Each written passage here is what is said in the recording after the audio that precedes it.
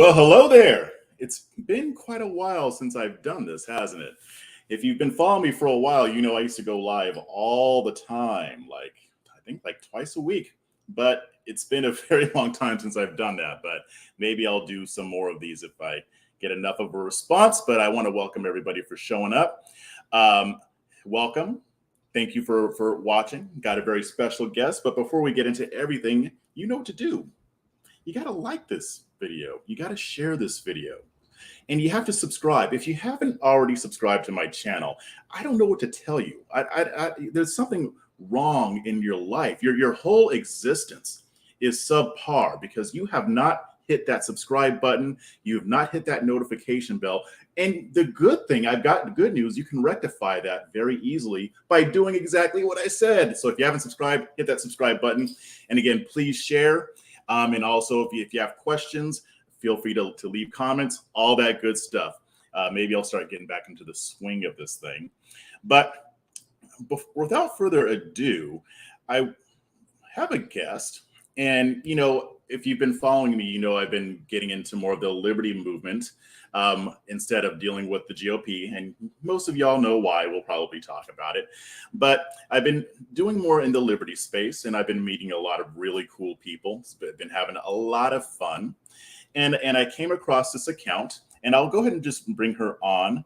She is known as That Liberty Chick, and her name is Kaleena George. Welcome to the program, lady. Thank you. Oh my gosh. Every time when I come on like a really well done show like this, I'm like, oh my gosh, I get a little bit nervous with the intro and everything. But I appreciate you so much for having me. This is super fun. Yeah. Don't let that fool you. It ain't as professional as it looks. Well, it was a great intro. I'm like, okay, he's on point here. I like it. I try to be. It's funny. I'm really rusty at this because I haven't gone live in a billion years, but I think it'll work out. Yeah. So I wanted to. Oh no.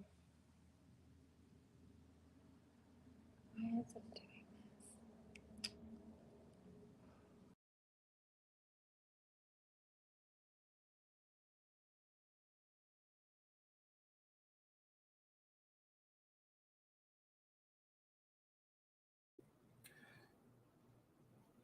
All right. I don't know if we're having a bad connection or what. It's saying that StreamYard is being weird. Let's see if we can get her back real quick. Okay. All right, we're back. I don't know what is going on. I try to minimize everything, so I'm hoping that doesn't happen again. Okay. Yeah, the sound's coming in like really robotic on my end. Maybe it's me. Hold on. Let me. Is it better? It's about the same. Try again. Oh, I think I lost. How's that? It's about the same. Keep talking. I mean, I can try to leave again and come back. I really don't know what it could be because I have like full service, but like I do Wi-Fi. Okay. Yeah, let's try that if you hop out and hop back in. Okay.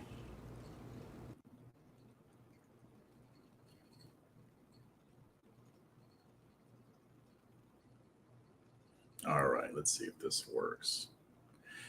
Sorry for the technical difficulties, but let's just blame it on China or the feds or Russia or something like that. That's probably what's going on here anyway, right? Let's see. All right, let's see. Okay. Is it better, worse, same? Yeah, it's about the same. It's coming through like really scratchy. Okay, let me try one more thing. Okay, how is it now? It's still about the same. Still about the same. Okay.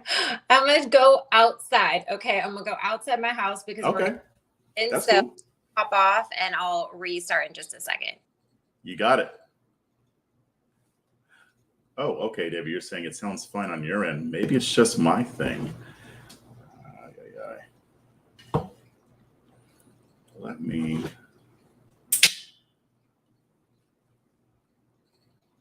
It might be my AirPods. I still think it's the Fed's fault, though. Oh yeah, that is AirPods.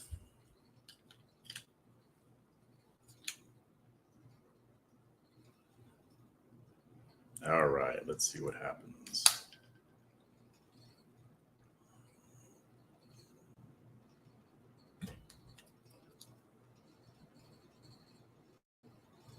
Let's see if I can fake it out. Thanks everyone for being so patient. You know how this stuff goes.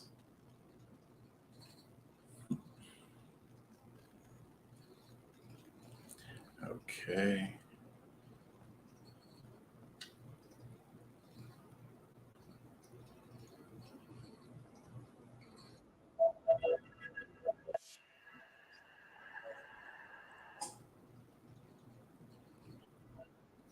Okay, I don't think that's going to work. All right. Going to be wind. Okay. Now it's probably that's better. What'd you say? Yeah. Yeah, I was saying somebody in the comments after you left, they said that it sounds fine on their end. So I think we're just going to roll with it. I think it was my AirPods or something. Okay. If not, I can grab my headphones too. I have ones with a wire, but they should work. But yeah, I'm outside in the elements now. Like y'all, I just got this flag. My don't tread on. Nice. Just put it up. Yeah, I took down my American flag, folded it up nice, and put that one up. So we'll see what my neighbors think. I'm new here, so they're probably like, "What the heck? What's up with this chick?" So. So here's my first question then. Why do you hate America? What? Why do I hate America? You picked on the American flag. Oh, just to put up this one. So over on Instagram, I did a poll and I was like, you guys, what flag should I get? And a lot of people wanted me to get the Don't Tread on Me flag. But I got an American flag too. It came first, put it up for a month, and now we're alternating here. So you're switching back and forth. Okay. Yeah. So we're alternating. I'll probably do like a pirate flag around Halloween, like all kind of different. So nice. Yeah. So before we get into everything, why don't you tell the audience a little bit about yourself, just for people who don't know you? Okay. So, I mean, I am a libertarian. I'm a registered libertarian. I have been a libertarian for 2 years. Like a lot of people, I really, really woke up in 2020. I started volunteering locally, helped to form my parish executive committee in the parish I used to live in. I just actually moved parishes. But yeah, health freedom is a huge issue to me. My son, I talk about him a lot. I believe he was injured by vaccines, and I don't know if I can say that word on here. Sorry. But so a lot of what I do, and I used to work in healthcare too, but a lot of what I do is trying to help, to educate people that they really should have choices on these things. Talk about, how the pharmaceutical industries are liability free when it comes to vaccines, like on the childhood schedule, and also from, like Operation Warp Speed, the PrEP Act, that was liability free too. So I try to do a lot of advocacy there. Things like going down to my local Capitol to talk, about different bills, everything. I have a lot of plans for this year. And I stay pretty active in my Libertarian Party here in Louisiana, where I live. So where did you stand politically before you joined the Liberty Movement? So I was also, sorry, I'm like my little outdoor, I need to plug in my phone. Okay, so I was a Republican. I was a registered Republican. I'm pretty sure I was always registered as a Republican from the time I registered to vote. Always, was Republican until, I really started to see what was going on, like I said, in 2020. So, yeah. And I was going to ask you, I didn't realize, are you not a libertarian? You're more of like a liberty-leaning Republican? I wasn't sure. I thought you were part of the Libertarian Party. But sorry. Yeah, I'm one of those people who nobody knows where they stand politically. I identify as a libertarian. I'm actually more of an anarchist. Oh, gotcha. So, yeah. Yeah. So, I mean, just to give you just a thumbnail sketch of my story, I was more of a Republican when I was younger. As time went on, I adopted more libertarian beliefs. When I got into the commentary game, I identified as more of a conservatarian. and sometimes I would just identify it more as conservative just to make it easier for people to understand. Not everybody knows what a conservatarian is, and it gets exhausting saying conservative and libertarian every time I talk about myself, right? So over time, I realized I did have more libertarian beliefs than conservative, but I was still part of the conservative movement. I wouldn't say I was ever like a card-carrying member of the Republican Party. I was using my platform to use the GOP more as a vehicle, because that debate's always going on in the liberty circle. Should we go with the Libertarian Party, do something different, or should we try to take over the GOP, or what have you? I was more in line with the trying to reform the Republican Party, especially since at the time the Libertarian Party was a joke. I mean, it really was. It wasn't really anything that I could take seriously. But as time went on, even though I was more of a libertarian or anarchist at heart, I realized that trying to use the GOP, it wasn't going to be the vehicle that I needed it to be. I gave it a shot. I mean, I figured I would get here one day. But then I saw what the Mises Caucus was doing when it took over the party. I really liked their decentralized revolution strategy, because I've been preaching to my audience about the importance of local politics for years. But it's very difficult to get involved with the GOP at the local level here where I live in Austin. And so basically, when I saw that they actually had a plan after the midterms, when I just finally got fed up, I lost my patience. I was like, you know what, I'm going to give this a shot, because I think this is a better vehicle. I like their plan. I like where they're going. So I think I'm where I belong, really. So that's kind of where I stand. But to answer your question, it's funny because people ask me that. And even before, people say, I don't know where you stand politically, because I kind of make fun of and criticize everyone. Yeah. So for some people, it's hard to pinpoint that. Yeah, that makes sense. So that was after the midterm elections this year, like last fall. 2020, okay. Yeah. Nice. Good to know. Yeah. You're in Texas. Okay. I didn't know we were like state neighbors here. Yeah. You're in Louisiana, right? Yeah. Yeah, I'm originally from Southern California, but I moved out here about 11 years ago. So. Oh, yeah, I'm from Washington State originally, so about as different as you can get. And I've been in Louisiana for, I haven't lived there in 10 years. I lived in the East Coast for a little while, but now I've been in Louisiana for 8 years, coming nice. Like next. So let me ask you this. So, I mean, you talk about being a Republican before, and then you kind of woke up to a lot of what was going on. What was it, would you say, that really pushed you into the liberty movement? Like, what made you not want to stick with the Republicans? Well, okay. So, I mean, 2020 happened, and it was like, obviously Donald Trump was president. He's a Republican. It seemed like everything was just going the wrong direction. They're locking stuff down. They're sending people like small checks just to stay home. They're making you mask to go to the store, things like that, children in school. And I was just like, I worked in healthcare at the time, and I was like, none of this makes sense, like red flags everywhere. So I was talking to my dad one day, and this was like probably like summer 2020. And I was like, Dad, I just think this, I just think that. And he was like, well, interesting beliefs you have or something, He's like, do you also think this, like going off on like side tangents about drugs and stuff like that? And I was like, well, I think that. And he's like, okay, do you also think this? And I was like, yeah. And he was like, I think you're a libertarian. And I was like, what? So I talked to him about it for a little bit. And then I found like one of those, Libertarian Party online quizzes, because I was so frustrated that I felt like I had to do something to get involved. I'm like, this is just wrong. Like, and I'm a mom too.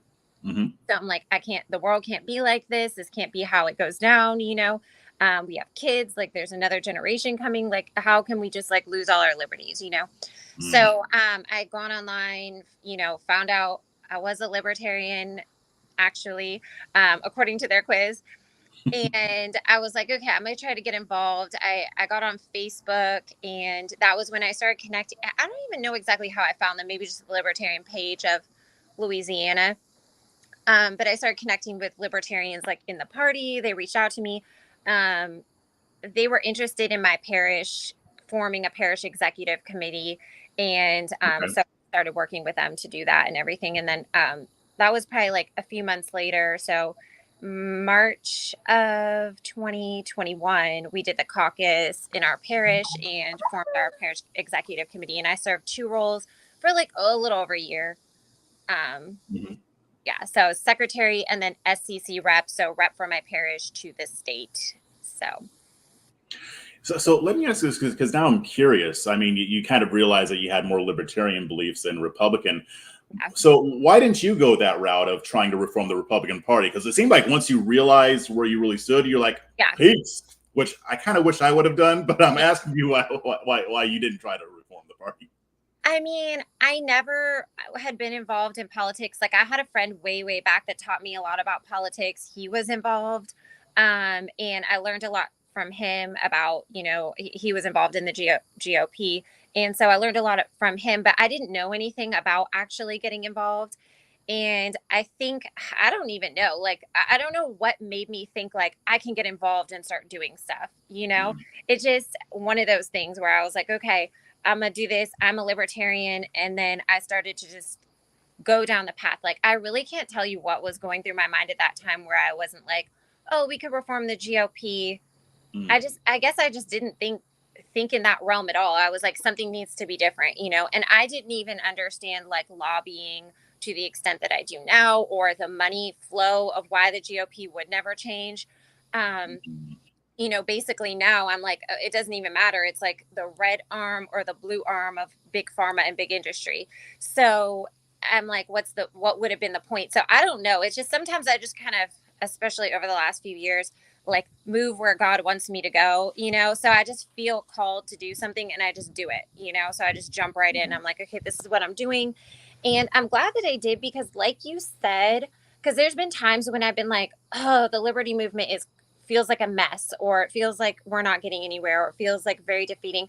But I think the same thing you do, where I'm like, I couldn't even, like, the levels of the Republican Party. It's like, what am I going to do screaming at the bottom? Hey, it should be different, when I know, like, in the Libertarian Party, the levels are so few. Like, you can easily, and I started listening to podcasts, and I think that was another thing that inspired me, is people talking about they got involved and then all of a sudden they had like these higher official roles they were actually able to do and change something. And I just felt like, okay, so this can actually make a difference, or you can actually have your voice heard in this party, where like, yeah, like you said, in the Republican Party, like, no, I mean, I probably, even if I wanted to have a role in like the parish executive committee, if that's even the term that they use, but like here in the parish I was living in, like, would I even get a role? Like, they probably have people installed. They have it the way it's almost like big government, like it's not really going to change easily. Whereas we have something we can actually affect change in with the liberty movement. And even though we don't always get along, like, our voices all matter. People hear you when you say something. They might not like it. They might yell at you. They might call you fed. They might make fun of your yoga pants and make a few memes, but they're going to hear you and they're going to notice you. So it's like, we actually, like, everything we say and do does matter in this movement. So yeah, I agree, and yes, we are going to be getting to the Fed stuff soon. But it's true. I mean, because like I said, I mean, I've been trying to get involved in the local Republican Party here for a while. It is not easy, and to a certain extent, it is a good old boys club, and it's not just like that in Travis County. I think Travis County is even probably better than some of the others I've seen. But it's not easy, and you end up feeling like just a cog in a gigantic machine, and there's no way to really affect change. Even someone like me who actually has at least something of a platform, it was very hard for me to make those connections to really get involved at the local level. And then, in December, when my partner Donnie and we started doing the spaces on Twitter, I think you've sat in on some of them. We were only doing that for like a week and a half or so. And then we had people coming out of the woodwork reaching out to us from the Libertarian Party Texas, Mises Caucus, a bunch of people. Yeah. And we've already been on the phone with them. We've had conference calls and we're already getting involved. And I'm like, this is what the GOP should be doing, but it's not, because it is an establishment. It's not really trying to innovate. Whereas the Liberty movement is more hungry. They're more lean and they know that they need people. So that was very interesting to see, because I mean, the Republicans would never have done that with me. I mean, there were some who reached out and we became friends. I still talk to them. Yeah. But in general, that's just how it is. So I wonder if a little bit that is the platform of Twitter, because like my bigger platform is Instagram. Right.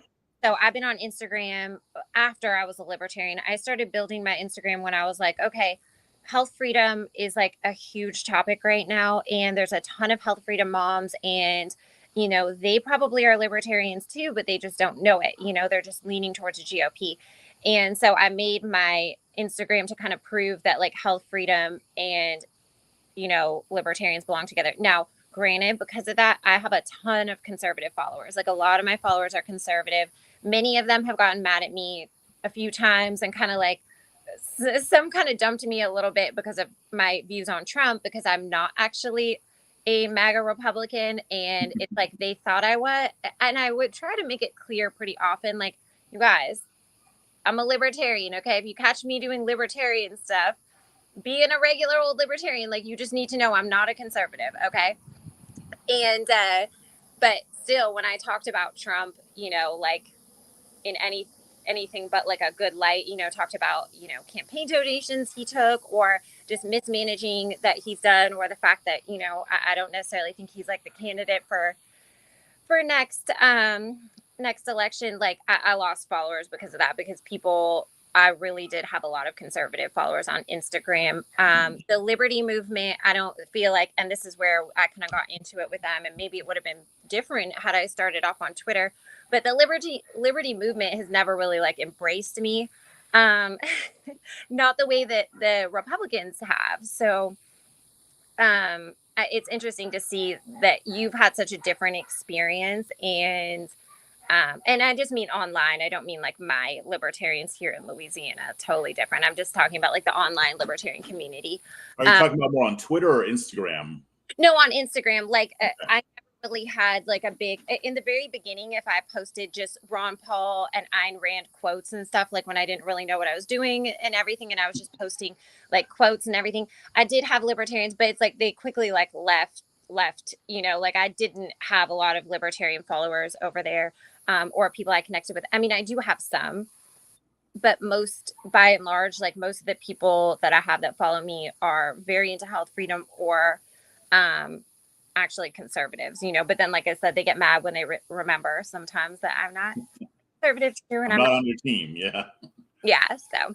Would you say you have more libertarians following you on Twitter than you do on Instagram now? Yes. Yeah. I would say on Twitter. I mean, Twitter was kind of like up and then a little bit of a bust for me because a lot of people got angry at me very quickly, which happens. That happens. But, you know, it was like my account was like on fire, and then now it's kind of like leveled off. But I still think most of the people that are there, actually, I'm not going to lie, I do have a lot of conservative followers too. And I don't know if they came from, because there are a lot that, again, they'll be like, well, I still think Trump's, you know, the answer and this and that. So they're more conservative.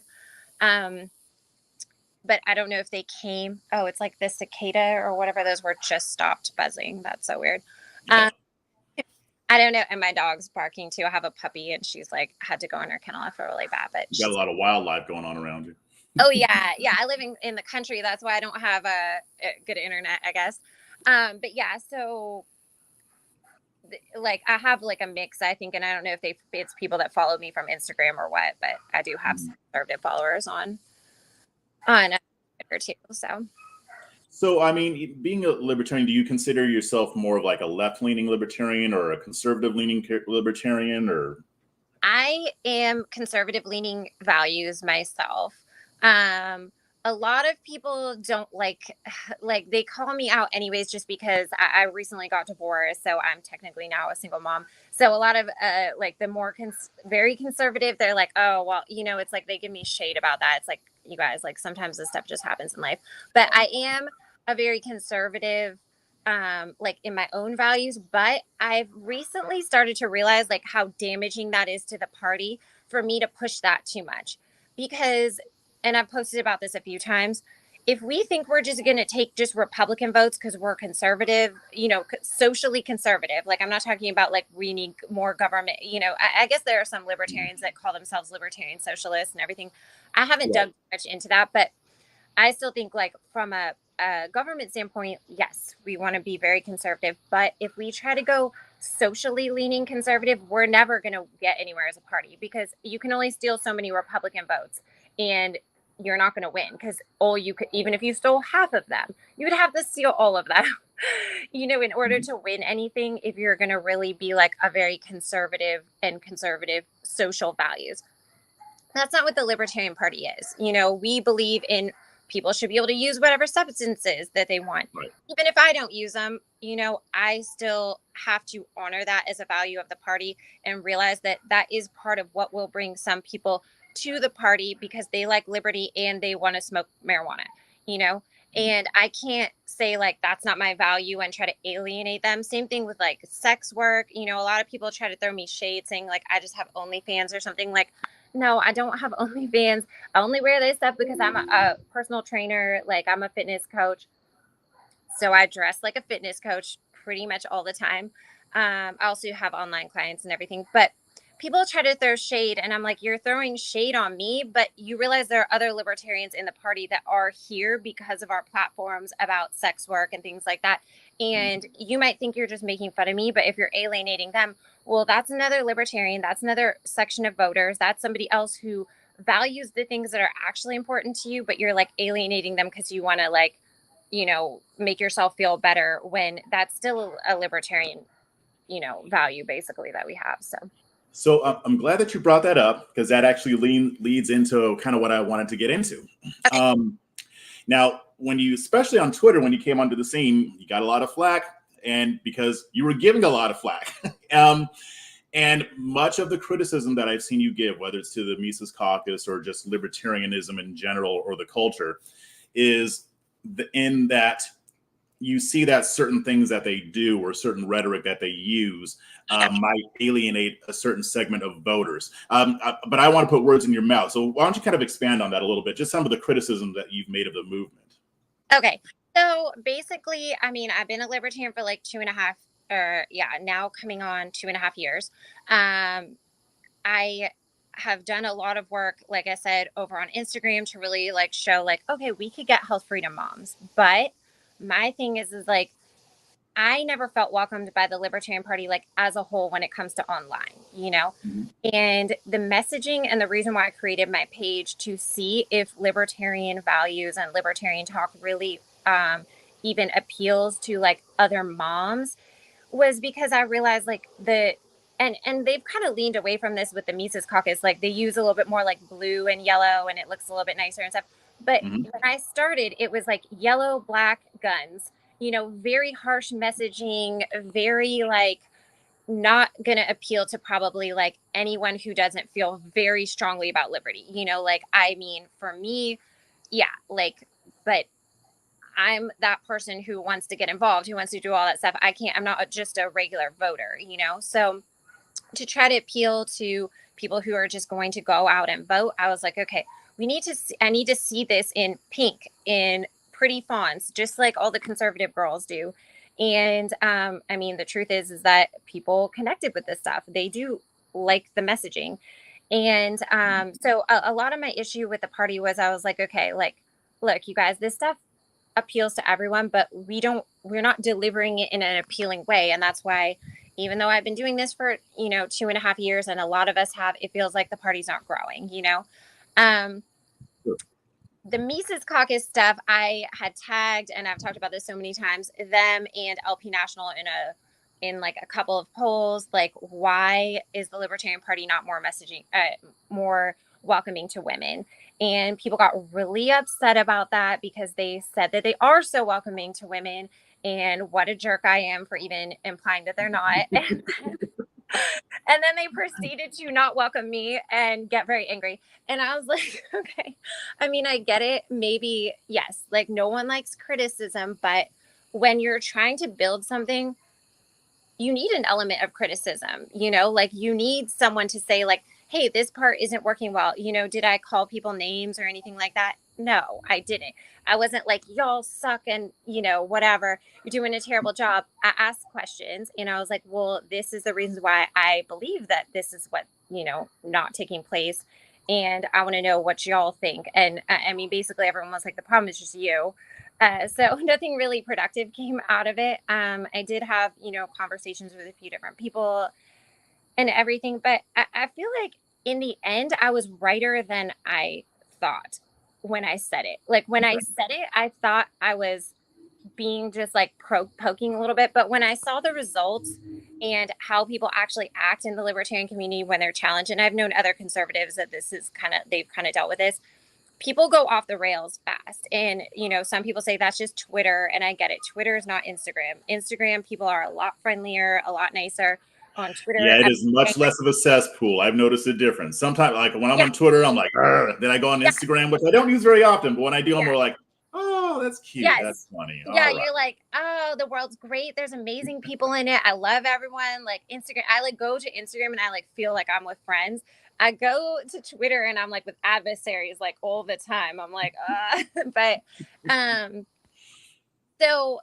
so the thing that I kind of noticed was that a lot of certain people in the party that, have platforms and stuff, like obviously not you, but start to come out and get very angry and upset. And there's a lot of like, like just stuff coming that direction where I was like, this is kind of partially why I wouldn't try to bring like other women to the party and stuff. But I mean, it definitely got out of hand. There was, some back and forth. I don't think I've said anything to anybody that I regret, like that I felt like was really like rude, mean, or hurtful to that person.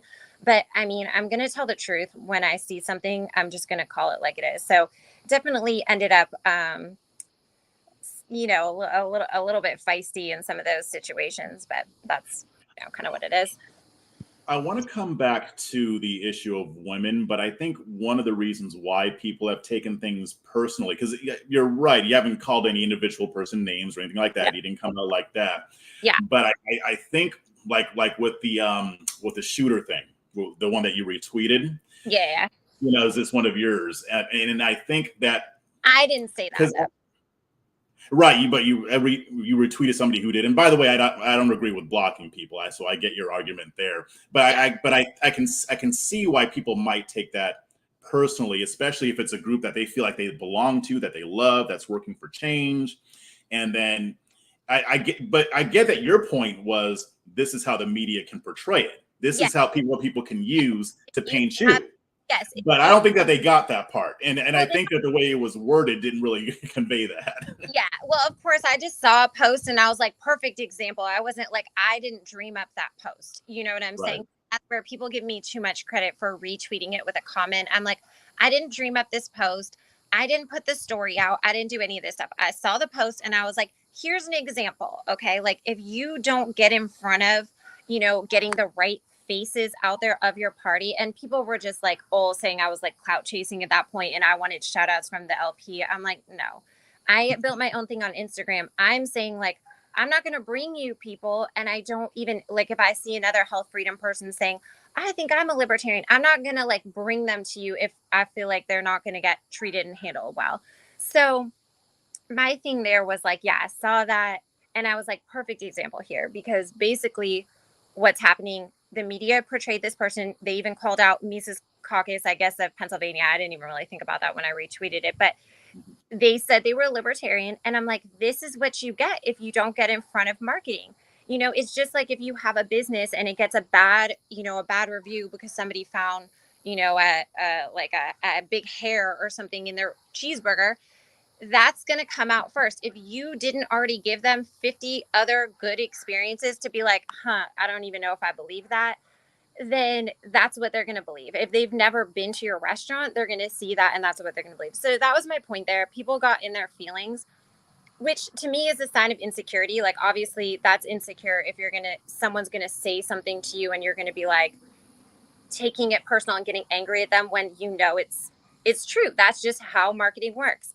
And I feel like personally, I mean, I've taken so many more insults and stuff like that from people in the Libertarian Party, individuals, people who were in leadership, who are no longer in leadership, I guess. I don't going up over there. No, I was like people honking at each other. Uh-huh. So I feel like I've taken a lot more with a lot more grace. And I'm like, y'all could easily do that too, but you're choosing not to. You're choosing to get angry, block people. And that just, to me, that looks like insecurity. Like y'all know that you're not portraying things the way that you should. I mean, I could be wrong. Maybe they're just very So let me ask you this, because I know that you were poking the bear, and I Yeah. know you're doing it on purpose because I do it too. So Oh yeah, for sure. Yeah. yeah. So let me ask you this: what outcome were you looking for in approaching it that way? Because sometimes, a lot of times, I approach it that way, Yeah. and then sometimes I'm more diplomatic. You got the carrot and the stick, but I Yeah. think from you, people saw more of the stick. So Well, what they see you as someone to be more respected, and they see me as someone that they can easily just try to bowl over. Like I mean, I'm a female, like I look like I'm not aggressive, and I think people felt like they could just stamp me into the ground very easily. That's what I'm gonna say there. But sorry, not to cut you off. So no, that's fine. But I guess what I was asking is, what was the outcome that you were looking for specifically when you were doing more of the poking the bear stuff? Yeah. So okay, we'll start with the outcome I thought I would get, which is maybe similar to what actually happened, but not to the level that it actually happened. I really thought that people might take a little bit of ownership. Like I thought somebody would take some ownership, whether it was Angela or somebody like that, that might say like, you're right. There are not that many women in the party, and we're never going to win votes and things like that if we don't focus on this. Like I thought somebody would think that. Now, what I got was nobody thinking that, everyone getting angry. And then what I saw was like the true character, which was way worse than I gave it credit for, in my opinion. And I'm not saying anyone else has to believe that what I see is true, but this is what I saw. People got very angry. And then I realized like they didn't just block me. This is a pattern. So they're blocking everyone. To me, that's authoritarian. So I'm going to say like, if you are a political party and they can say it's just the caucus, it's whatever, it's freedom of association. If you are a political party and you start blocking your own party members for having a dissenting voice, what's going to happen if you ever win elections? You're going to be the CDC turning off its comments and not giving a crap what the people of the country say. So I'm like, that's an authoritarian step. And apparently I'm not the only one that's experienced that. They don't want people throwing tomatoes at them. Well, that's part of being in government. That's part of putting yourself out there. You have to accept there's going to be some pushback. That's how else do you gauge the audience? The other thing that I noticed is that they actually block so many people that they're probably going to start to lose support, like to where they actually don't have a majority of the party anymore, or a good hold on the structure, or a way to really grow the party. Because if you're blocking everyone and everything, well, you're just alienating basically the people who are supporting you. I saw a lot of people saying I'm a bad actor pretty fast. And then I realized I'm not the only person that they call a bad actor. This is just a go-to thing. They call that bad jacketing. And it's basically trying to discredit somebody who has like any type of a dissenting voice. I'm a registered libertarian. I vote libertarian. I voted for Joe Jorgensen and Spike Cohen. I am active in the community. If I have some types of criticism, that comes from a place of love and believing in the party that we can do better. And for people to say I'm a bad actor and start trying to like discredit my name and stuff, it's like, nah. So Yeah, and that happened. I mean, that happens on the Republican and Democrat end too. I mean, unfortunately, that's the world that we live in. But they start doing that to people and stuff. It's like, you're not going to get far. That's my opinion. And it shows weakness, my opinion. So let me ask you this. I mean, I saw the backlash, but how many people actually, as you said, okay, maybe you have a point? Nobody. I mean, I don't know. Did anybody reach out and say I have a point? I mean, I'm sure the people that. No, I mean, like when you're talking to people on Twitter, I know, and you're very engaging with people on Twitter. I mean, how many libertarian-minded people would say, you know what, you might have a point about not attracting women, or about libertarians being a turnoff to the libertarian movement? I mean, a lot of, yeah. So as far as that, like if I'm going off of, because I did have a tweet where I asked like, what's holding libertarianism back? And people wrote in, but that wasn't all libertarians. That was like a lot of people saw that. Cool. I think 700,000 people saw that. So a lot of people were saying libertarians, like basically us, were what's holding libertarianism back. Like they don't like how we act. Some people were saying like okay, and this, we'll go into this too if you're cool with that, the age of consent stuff, which I didn't really understand how that was an issue. I was like, what are you guys talking about? I tried to kind of ask about it, and then I was like, I don't know what kind of like landfill I'm stepping in right now, because it wasn't something I tried to go to the platform and I'm like, I've never seen anything about this, But then some stuff came up which was the second reason why everyone hates me so much. And that was the Eliza Blue thing, where basically, you know, I'd had a discussion with Clint. I thought it went decently. You know, although a lot of people were like, he won the debate and stuff. I'm like, well, he kind of yelled at me. But what I didn't like, because I thought we left it very respectfully, was Yeah, I thought so too. yeah, we left it respectfully. But then in the comments, and you see every time you're tagged, he was like, I went easy on her. And I'm like, yo, you don't do that. Like, you don't say that afterwards. And I was like, this is slimy. You know, you yelled at me and then you're going to say you went easy on me. And then the Eliza Blue stuff came up, and I'm like, you know what? This person is not calling her out. Like, he's saying, you know, that's his friend. He's had this conversation. You know, he had her on his show, had the conversation like a year and a half ago, continued to be friends with her afterwards, and basically allowed the party to retweet her like constantly, like she's one of our libertarian influencers. So to me, I was like, look, that wasn't a good look. Like, if you care about the party, you need to realize, like, her saying that's not a libertarian value. That's not like, and you don't control her speech or whatever, I guess. But I'm like, to be like, make it seem like she's like a face of the party. That's not helpful. Like, you are bringing. Wait, so who's doing that? Because I didn't see that part on the. I mean, I'm familiar with the drama, but I don't know about how the Libertarian Party involvement in that. Well, I'm just saying they retweeted her constantly. Like, she Oh, was. I see you talking about before. Okay. Eliza Blue, there was like, I'd seen like 5 tweets within like less than a month. You know what I'm saying? Like, so when they retweet people and that looks like those are their people. And I'm like, you knew she said this 18 months ago or whatever. People who watched this knew she said this 18 months ago, and y'all didn't have any red flags about this person to be like, maybe she's not the direction we want to go. Like, maybe shouldn't be retweeting her like she's our people, you know? And so that was when I started to realize, I'm like, a lot of people get involved in this stuff and they start to form alliances and they want to be on podcasts, and that becomes the ultimate goal. And that's where I started to realize, like, not everyone that's in the party is about the party. Some people are about, you know, they want to grow their podcast. Maybe they want to go on Joe Rogan one day. They want to be friends with Dave Smith. Like, other things drive people. And that's what I saw there. And if I see that, I'm going to say it, you know, because I'm like, you can't just go along with everything. We are supposed to be the party of principles. I guess maybe they don't use that term anymore. But I'm like, if you're not having principles and your principle is just driving for you or to grow your network and stuff and thinking that's the ultimate goal, like, no. And then people even saying like stuff like, you know, we're not really going to win and everything. I'm like, with that attitude, we're not going to win. But if you had a better attitude and you were more careful and more strategic and you cared about the face of the party and like tried to make us look a little bit better, more welcoming, didn't alienate people just because you are conservative and they're more left leaning, like as long as they understand libertarian values, then we would go a lot further. But yeah, if you're like, no, we're just going to lose and I'm going to just call everyone any name I want because it's funny, well, we're not going to get anywhere. So I don't feel bad about saying that. People can hate me for it all day long, but I'm going to keep saying it. Yeah, one thing that I noticed before I got into the liberty movement is that there are a lot of people who love the ideology and they love to debate. I mean, they love to debate each other. I mean, and even when I've talked to a lot of them, they even make fun of themselves. So they make fun of libertarianism because they love to debate. At a certain point, though, that has to translate into numbers. It has to translate into getting more people into the movement, into persuasion, because there's a difference between debate and persuasion, even though there's a lot of overlap.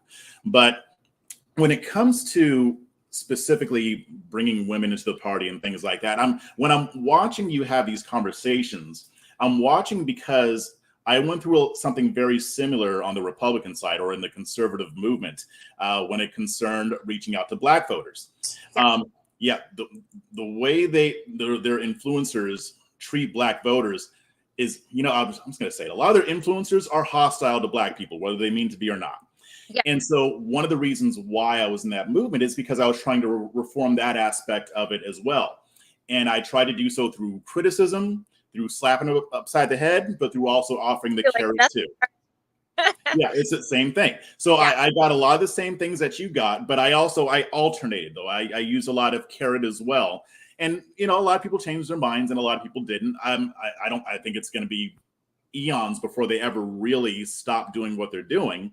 Yeah. But to me, it's one of the reasons why I left. But I also know that as far as wanting to attract more different types of people to the movement, I know that there are people within the liberty movement who do want to, and I've had these conversations, and sometimes these movements will have a blind spot.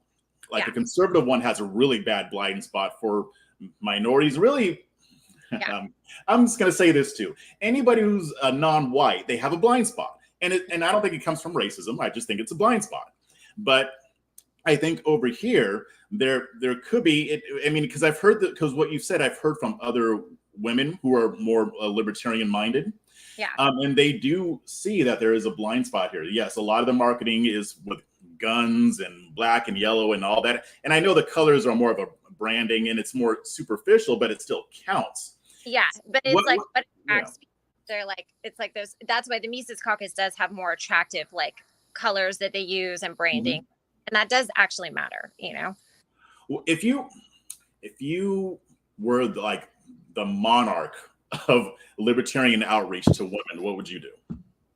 Well, it's really hard because, like I said, when you bring people to a movement, you have to know that they're going to be welcomed. Like, how would you feel? And I don't know if you felt like that too about like Black voters. Like, did you feel like, I don't want to bring them here because the blind spot is so strong and because you feel like they're alienated? So, so it's like, it's almost like that waking people up thing where you're like, because I know I can reach out and I can get these ladies they're like, yes, we love this. We don't want to mask our children. We want, we don't want to have to force vax them or anything like that. Like they get it, and they want less taxes and they want to homestead and all that. They want less government involved in their lives. But there's two problems. One, a lot of people don't believe the Libertarian Party can win, and which is something you wouldn't have dealt with the GOP, but a lot of people don't believe the Libertarian Party can win. And that's another issue that people have gotten angry at me about, well, what about this approach? What about that approach?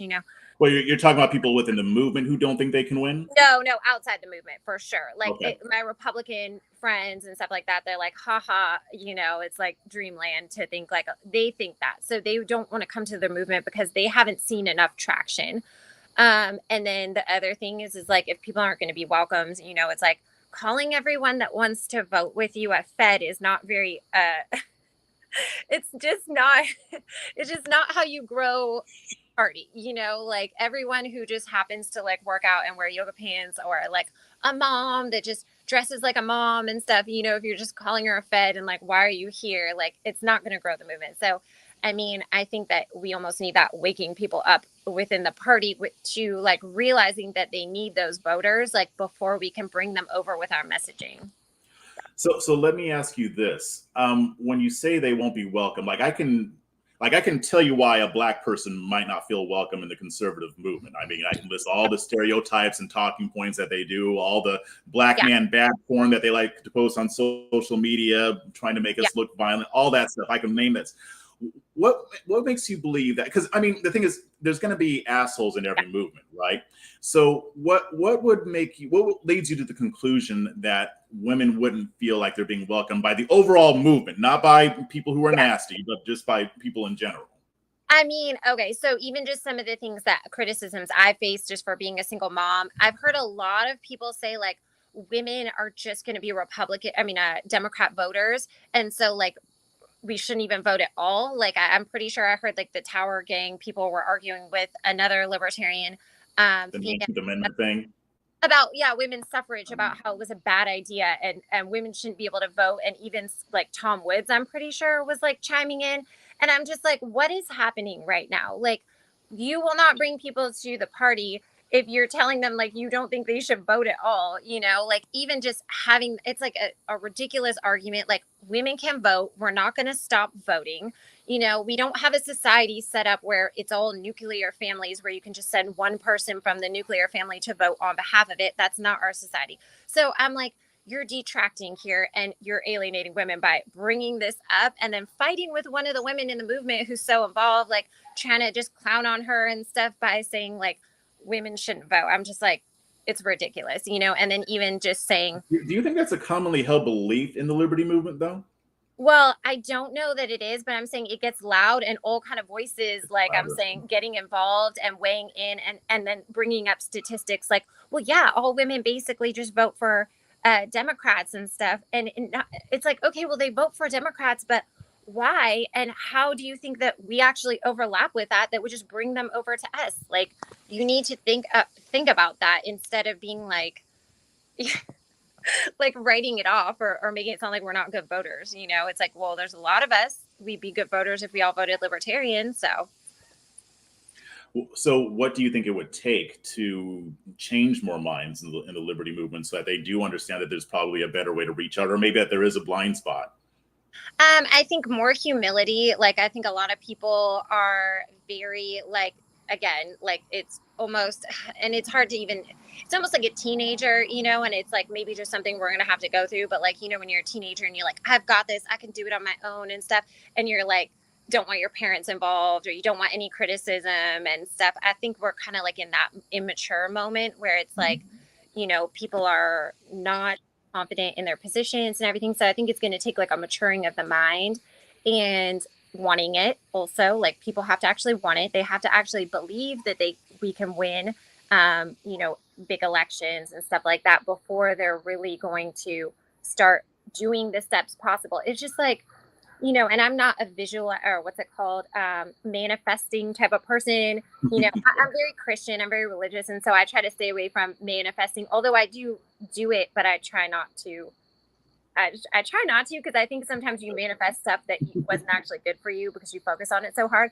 But in a way, you know, like even if it's a goal and you're going to execute on it, like you have to focus on it and be like, I can do this. Like, you can't just be constantly telling yourself like, this can never be done. Okay, it'll never be done. You know, like that's what will happen if you don't believe in it. And so I think some of it is just like, they need more of a belief that we can actually win. And then the plan can start to happen of like, okay, well, here's why women voters vote for Democrats. Here's why women voters would actually vote for us if they understood. Here's how we explain to them that voting for Democrats is actually hurting the thing that they want to have happen, you know, for their children or for their future. And this is how we get them to go, maybe I should vote libertarian, because that's actually going to, you know, not support the GOP, because I don't like the GOP. And that's going to actually bring a message to, you know, even in the beginning stages, bring a message to the Democratic Party that like, these things we're not okay with. Like, if I can get this elsewhere, I'm gonna go there. And either that will shift their mentality in the Democratic Party, or it will, you know, or it will help us actually win elections. So I think that there's a lot, you know, that we can do, but it all starts with like, you have to actually believe, and then you have to actually focus on getting voters. Like, there's a lot of, you know, we're just going to wake people up. Well, we need to wake up ourselves and realize like, we need more voters, and what are their pain points? Why are they not voting for us? Like, how can we inspire confidence and make people feel welcome to the community? Like, even having something like how you said, which is awesome, that people started reaching out to you, wanting to work with you.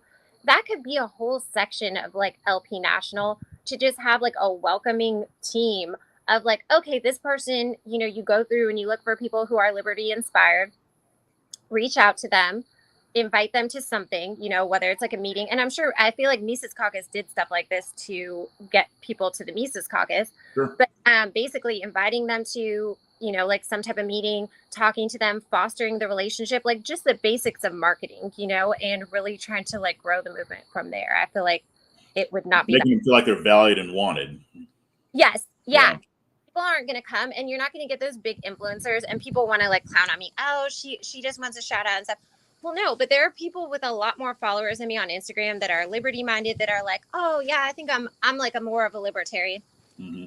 Okay, well, those people with big platforms, like they need, the relationship needs to be fostered. You have to reach out to them. They're not going to just come over to you and see what you have to offer. Like, you have to make them feel wanted in the party and welcomed and everything. And I think that if we did more of that with like the right people, you know, we would just go so far. So, you know, I think there was something that Clint said, and I think other people have said it in conversations I've seen with you, that, yeah, you know, in any movement, there are different types of people who reach different types of people.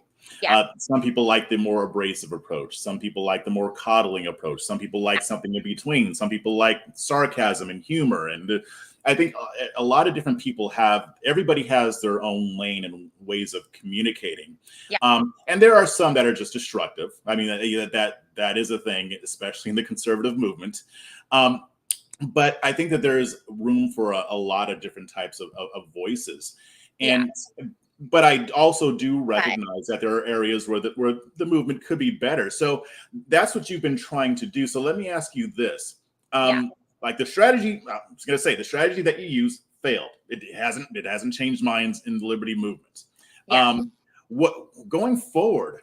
I mean, first off, if you even still plan on trying to wake people up, if you do, how are you going to do it going forward? So here's something I'm going to say. Like, okay, so actually we'll go back to Clint for a second, because Clint did say that. But the thing that he was missing is that, yes, it might take different minds, but when you have destructive people coming out and like jumping on every single person who would appeal to someone different, then those people are just toxic. They're alienating people from the movement. And I kind of see like the whole Tower gang, them kind of act like that, in my opinion. And they don't only act like that to me. Same thing. Another thing with Clint that I will say is that I've heard him say like in different things, like basically that we can't win, And so to me, that's somebody who is in the movement for a different reason. And I'm not saying like the waking people up thing is fine, but when those people are so entrenched in the party politics and they don't think we can win, and they're getting very involved in the party politics, well, that doesn't really work. If you want to wake people up and stuff, that's fine. But if you're going to step in and act like you're the face of the party, well, the party's job is to win. And we have to separate at a certain point if we want to have just the waking people up versus the party. Like, okay, if you're just a waking people up person and you don't think we can win, like you shouldn't probably get super involved in that part of it to say like, we're not going to win, So I do think that that's important, is that there has to be people focused on the fact that we can get more voters, So as far as changing the minds and hearts, people have to want, like, you cannot just come, say you want to date somebody or something and you're interested in them, but they're not interested in you. You can try to convince them all day long, but if they're not receptive to that, then there's not always something you can do, Same thing with voters. That's why I talk about we have to find a pain point. The Libertarian Party will see what I'm saying, because they'll find a pain point, especially the Mises Caucus, all that. They're gonna block so many people and alienate themselves from so many people in the party that it's not going to go well for them in the next convention. In my that's what my prediction. They have a lot of people that they block, a lot of people who have been in the movement for a long time, and I just don't think that they're going to be able to garner any support if their method is to block and alienate and bad jacket people, basically.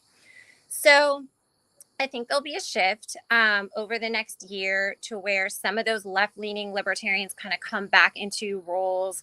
The party kind of balances itself and things will get better. So that's kind of my thought, is that it's probably going to be about a year process until the next convention that we'll see the party actually kind of mature. All the people that were doing things before, and I'm not saying like, everyone's like, oh, she likes Nick Sarwark and stuff. No, I never followed him. I only defended him because people come at someone with a lot of hate. They tell me he said XYZ, and I watch a video and that's not really what he said. And I'm like, here's actually what he said. And then I'm going to say sounds kind of reasonable. And they're like, oh my gosh. Oh my goodness. But my thing is that there were a lot of good people involved then. There are a lot of good people involved on a state and local level and stuff that are not necessarily just all with one caucus or all super conservative. And I think that a lot of them are probably maturing over this past couple of years, seeing like areas where they can improve stuff. And I really think that the convention next time is going to go differently, and that we'll have a much better group of people. That's my prediction and my hope. Yeah. So, I saw that exchange, even though I'm not a fan of Starwalk at all. And honestly, I can't even remember why at this point. It was a long time ago. I'm just not into the guy, but that's okay. I mean, that's okay. But everyone tells you them, and that's what I don't do. That's something. Yeah, you find out for yourself. Yeah. Yeah. So, it sounds like you're saying that this is going to happen more organically. So, do you think that you're going to be a part of still helping the liberty movement kind of see where it's flaws are, or are you going to be focusing on something else? We'll just have to kind of see. I mean, as far as like, there are so many people that have tried to block and discredit me. I mean, obviously, they did a podcast with my ex-husband to try to like embarrass me and make me look bad and look like a bad mom. So I mean, I have not like a grudge towards people in the libertarian movement because I'm like whatever, and I don't even block those people. Like, if people block me for no reason, I mean, I don't harass anyone or anything. If they block me just so that they can be like part of a club that blocked me, then that's fine. But I mean, at this point, I'm like, okay, you're gonna try to dig into my personal life to make me look bad and stuff like that. That's pretty pathetic. Like, in my point of view, like that's really over a line, you know. But I'm not done with the libertarian movement or anything like that. I'm gonna keep doing all the things I do on the internet. I'm gonna keep working with my local community. This year, I have a lot more plans to do more citizen lobbying as I look at different bills, like for my state. So last year, I had just started getting involved in that, going down to my capital, talking about different, going to, fill out cards, support different bills, things like that. And this year, I'm starting right away tracking different bills that I'm interested in that I feel like are good, ones that are bad, and really get involved to make myself go down to the Capitol, hopefully at least like once a week, if I have time, to support or talk against like different bills, get to know my state representatives. I just moved parishes, so I have a lot of work to do there. And really just advocate. To me, my focus right now is health freedom, like it's always been. Helping parents realize their rights, whether or not they don't have to necessarily vaccinate their children with everything that they don't want to, not feel pressured. And then schools is my next thing that I'm focusing on, because I really feel like, if nothing else, like say we don't make any traction, in the next whatever years, like we can't get it together, we can't get on the same page. Well, there's going to be new voters coming up all the time who we can, we're raising children. They might see things differently. And so a big part for me is like trying to focus on children, making sure that they have, the things that they need in school, that they're not over, like here in Louisiana, which this one sucks, but they got mandatory kindergarten last year, and I was just getting involved then, so I didn't really know how to advocate for anything, but they did get mandatory kindergarten. Now they want to fail children who can't pass reading for fourth grade, but I'm like, you had 5 years, so shouldn't we be cutting your funding instead, or doing something like that? Like, why are you taking 5 years of a child, or 4 years of a child's life, not teaching them to read, and then failing them when it's like you took an extra year and you still can't teach them to read? So things like that are going to be my focus, like advocating for better ways to have the schooling system, and really, really just focusing on local, showing people what I'm doing so that they can do the same thing in their areas and get Doing the work on the ground. Yeah. Yeah. So that's probably going to be my focus, and just sharing that stuff and everything.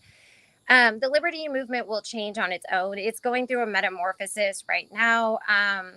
We've seen with even the rally that they just had, there's a lot of people in a lot of different directions, and it's going to go where it's going to go. So I feel like my job is done. I'm going to keep supporting all the people who call out anything that they see that they don't like, because I used to be one of those people that was like, oh, you don't call people out, just kind of like deal with it like in private and stuff. But now I'm just like, no, you call it out. And if you see me and I'm doing something you don't like, you can call it out. You can take my ex-husband on a podcast to talk about it, like do whatever, because that transparency, which I don't like that word, but you know what I'm saying, like being upfront and just like either living on principles or like falling because you didn't, is just like that's what we have to do now. Nothing else is going to get us anywhere. Just pretending and lying to ourselves isn't going to get anything done. So I feel you. Well, we're just about out of time, but I really appreciate you coming on. I thought it was a really good conversation. I learned a lot, just especially as being somebody else who was also kind of new to the movement. I'm not new to the principles, but more new to the movement. Yeah. But before we sign off, why don't you let everybody know where they can find you? Oh, yeah, for sure. Okay, so I'm on Twitter. It's THT Liberty Chick. I am on Instagram. It's That Liberty Chick. And I am now on YouTube. And that's also That Liberty Chick. So And feel free to message me. Everyone can send me, especially on Instagram, like feel free to DM me, say what's up. Tell me if you like my content. Tell me if you don't. You can write nasty comments if you want. I mean, try to keep them like PG or whatever, but I don't mind criticism. So come Yeah, at me. that's where they can send their Fed accusations, basically. Yes. Yeah. Make sure that you at least comment that you think I'm a Fed on like every single post. Okay. Awesome. All right. Well, thanks for joining. Yeah. Thank you so much.